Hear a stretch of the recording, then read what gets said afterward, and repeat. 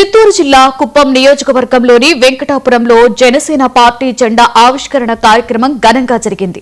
Deputy CM Pawan Kalyan ఆశీస్సులతో జిల్లా అధ్యక్షులు డాక్టర్ పసుపులేటి హరిప్రసాద్ సూచనల మేరకు ఈ కార్యక్రమం నిర్వహించారు.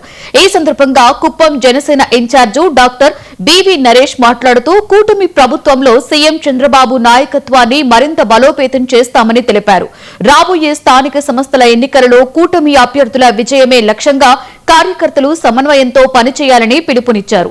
ఈ కార్యక్రమంలో జనసేన నాయకులు, వీర మహిళలు, కార్యకర్తలు పెద్ద సంఖ్యలో పాల్గొన్నారు. అందరికీ నమస్కారం.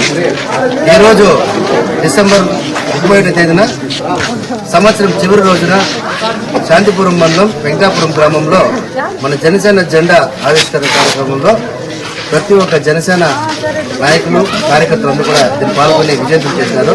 ముఖ్యంగా వెంకటాపురం గ్రామస్తులు జనసేన జెండా ఆవిష్కరణ కోసం ఎంతగానో వాళ్ళు సహకరించి గ్రామ పెద్దలు కానీ, కూటమి నాయకులు, కార్యకర్తలు అందరూ కూడా ఇది జనసేన జెండా మనందరికీ కూడా మన పవన్ కళ్యాణ్ గారి నాయకత్వం కానీ, చంద్రబాబు నాయుడు గారి నాయకత్వం కానీ, నరేంద్ర మోడీ గారి నాయకత్వం ప్రతి పల్లెల్లోనూ వెళ్ళాలా.